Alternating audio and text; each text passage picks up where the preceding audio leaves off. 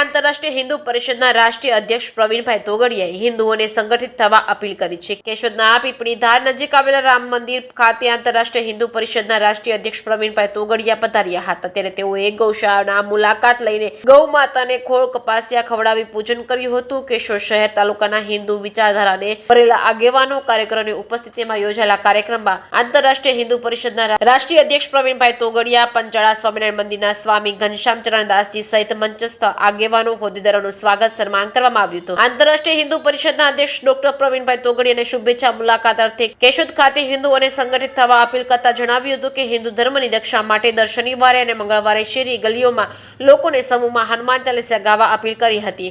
આગામી દિવસોમાં નવરાત્રી મહોત્સવ આવનાર હોય ત્યારે તેઓએ મૂર્તિ પૂજામાં ન માનતા હોય તેવા તમામને પ્રવેશ ન આપવા અપીલ કરી હતી। આંતરરાષ્ટ્રીય હિન્દુ પરિષદના રાષ્ટ્રીય અધ્યક્ષ પ્રવીણભાઈ તોગડિયા છેલ્લા એકાદ વર્ષથી મજબૂત સંગઠન બનાવવા પ્રયાસ સભાઓ યોજી રહ્યા છે।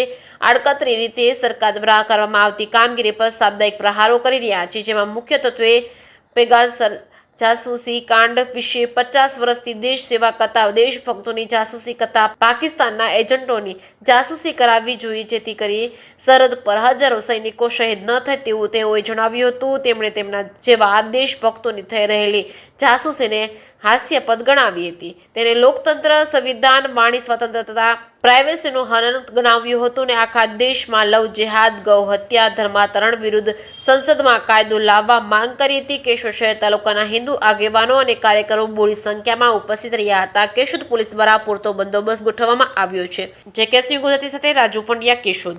રાષ્ટ્રીય બજરંગ દળ દ્વારા ગામડે ગામડે ને ઠેક ઠેકાણે દર શનિવારે સામૂહિક હનુમાન ચાલીસા શરૂ થયા છે। મેંદરડાના 16 વોર્ડ, દરેક વોર્ડમાં ચાલે છે। જુનાગઢમાં ઠેક ઠેકાણે ચાલે છે, અમરેલીમાં 80। અને આ હનુમાન ચાલીસા કેન્દ્ર હિન્દુઓની સુરક્ષા સમૃદ્ધિ નું કેન્દ્ર છે, હિન્દુઓને મદદ કરવાનું કેન્દ્ર છે અને હિન્દુઓની સેવાનું કેન્દ્ર છે। આવું હનુમાન ચાલીસા ચલાવવાનું અભિયાન દેશમાં આંતરરાષ્ટ્રીય હિન્દુ પરિષદ રાષ્ટ્રીય બજરંગ દળે શરૂ કર્યું છે। આવનારી નવરાત્રી આવે છે, નવરાત્રીમાં શસ્ત્ર પૂજન, દરેક ગરબીમાં આઠમને દિવસે શસ્ત્ર પૂજન અને દશેરાના દિવસે દરેક હિન્દુના ઘરમાં શસ્ત્ર પૂજન અને ગરબીમાં હિન્દુ સિવાય કોઈ આવવું નહીં, કારણ કે મુસલમાન મૂર્તિ પૂજામાં માનતા નથી, એટલે અમારી મૂર્તિમાં આવીને તમારે અભડાવવાનું કામ નહીં કરવાનું।